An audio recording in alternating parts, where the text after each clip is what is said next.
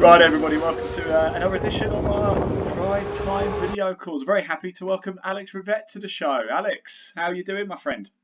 Hi, yeah, I'm good. How you doing? Fantastic. Yeah, not too bad at all. Now, Alex, we've had a little chat beforehand. We've been chatting to Dan Blake as well, so I am up to speed with what it is you do in motorsport, but not necessarily everybody does know. So, Alex Rivett, how are you involved in motorsport? Yeah, so this year I'm racing in Mark 1 MX5 with 5 Club. It's first season in the MX5 in sports cars, actually. I come from a few years in single seaters. Yep. Formula Ford's Castlecombe. So the MX5 is actually a heavy car for me to drive this year, which is probably something people don't often say. I was just about to say, not many people are saying MX5 is a heavy car drive. Perhaps the catering drivers might say it, but so why the switch then, Alex? I mean, I think for me, Formula Ford, it got expensive, Yeah, and I think there wasn't a lot of drivers where I was, and coming to 5 Club and the MX5s was really great to see the amount of drivers that were there, and sort of the potential to get some really good racing in. yeah. And then if you're looking at it from more of a career point of view, so sports cars, there's sort of that progression all the way through. Yeah, no, definitely. I mean, yeah, as you probably well know, single seaters, every tier you go up the ladder, the bank balance Mm. gets a bit of a knock, doesn't it? Whereas at least in sports Yeah. cars, it's perhaps a little bit. No, it still gets expensive, of course, but Oh, of it's course, perhaps yeah, a especially if you. bit more manageable, shall we say? Mm. So, look, Alex, you've had a good racing career so far. Been your favourite place to go racing? My favourite place, it's got to be Coombe. It's an unforgiving track, for sure. You've got barriers all around the edge, right up to the track. I've had my fair share of incidents there, but it always keeps you on your toes, especially coming over Avon Rise down Yeah. to Quarry. You go so light over there. Brilliant track, and there's always a lot of people in the sun coming to watch, so it's really nice I'm going to to let have a you chat with people. in a little secret here, Alex. Now, we were supposed to be with you guys on the bank holiday Monday, obviously, for the Castle Combe event, and that would have been my first ever trip to Castle Combe. I feel like Oh, I've missed really? out. Yeah. No, you definitely have to get there. It's a lovely track. No, brilliant. Fantastic. Now, before when I was speaking to Dan Blake, I asked this question to everybody: what's your most embarrassing moment in sort of in motorsport? It can be trackside, it could be in the car, it could be whatever. Now, Dan told me a story, and I hope you're going to say the same story. So, fire away, Alex. Yeah, there are a couple of stories actually, but I'll say the one Dan's mentioned. Qualifying Formula Fords. We're going out on track. I sort of start pushing harder and harder once I put the car warm through. Now, if for those who don't know, Castlecombe, the first corner is basically a rise where you go light and a really hard braking zone at about 120 into a right-hander. So I'm coming up, reaching top speeds, and as soon as I touch the brakes, the car starts to jump and turn. And as I get over the rise, it goes fully sideways, and my rear left wheel falls off. So I am going through from 120 miles an hour down to, well, hopefully stopping with 3 wheels. I eventually get it stopped into a tyre wall.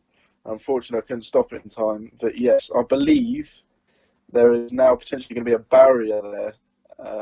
But the tyre did actually glance someone Oh no. as it came off the track. But they were okay. I immediately went and checked they're all right.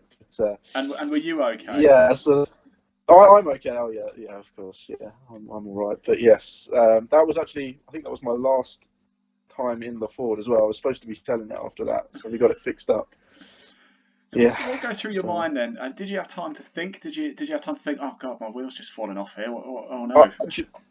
I had an inkling. It's it's all very quick, but I felt the car dip down. Something wasn't right, and then I heard the grinding. And before I even got off the track, I was like, I'm on 3 wheels. Yeah. Um, yeah, it's, to be honest, it's not so much fear. It's like, this is going to be expensive more than anything else. Yeah. Um, Yeah, you that's know, understandable. That's understandable. yeah, Did you get the yeah. I tyre back? repair. Did you get the wheel back? I did actually. Yeah, I should have offered it to him as a gift, sort of a get well soon gift. But no, he was all right, and yeah, I got the tyre back. So Fantastic. So, right, Alex, you and I, we're at Castle Combe. You've got 10 laps around Castle Combe in any car, past, present, race car, road car, whatever car you want, your dream car. We're in fantasy land now. What are you taking out? so I'm tempted for an HD Cobra, purely for the sideways factor. Yeah. You know, you've got so much power down the car, you can just get the tail out a bit and have fun. You know, at the end of the day, that's why you're on track, and I feel like that's sort of the most fun you can have in a car. Good man, good. I like that. That's a good answer. Actually, nobody said that yet. So, look, Alex, you've been racing a number of years. You're now moving over from single seaters into sort of sports cars. Is there anybody you'd like to give a shout out to? Do you have any sponsors you want to say a big thank you to? Any family members or just friends who have really helped you in your career? Yeah, I mean, first of all, big thanks to my dad. He mainly does the spanners when I'm focusing on getting the car around in one piece most of the time. Yeah, I've got a couple of sponsors this year, Levitate Digital and Version Maybe. So, Brilliant. bit of a shout out to those guys. Check them out on Instagram. But yeah, dad's a big one. Thank you. Fantastic. And if somebody wants to find out about your racing career, Alex, where's the best place? You have a racing page, do you, on Facebook? Is that right? Yeah, so on Facebook it's Alex Rivett Racing, and on Instagram it's Alex_Rivett. Yeah, and if you're on TikTok, I've just go into that. It's Race Driving Rivett. I'm trying to get into TikTok. I haven't figured it out yet, but yeah, it's a bit heart wrenching. It's a bit cringy, but once you get it, it's a bit of a laugh. There we go. My supercar coming to TikTok very soon, There maybe. you go. Right, Alex. One final question. Very important question. Probably the most important question you'll ever get asked. If you were a biscuit, what biscuit would you be and why? Yeah, so I think I'm gonna have to say a Jammy Dodger. You know, I look all innocent on the outside, but you know, you've got that surprise in the middle, and you know, there's something there, something special. I think Jammy Dodger has now, with you saying it, gone to the top of the biscuit charts right now.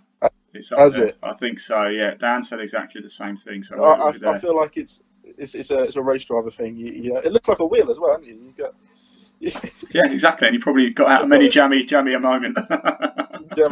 jammy moment. Yeah, too many to count. Right, Alex Rivett, it's been an absolute pleasure having you on the show today, having a good old chin wag. I will see you trackside sooner rather than later with the 5 Club MX5, of course. So thank you so much for your time and stay safe, won't you?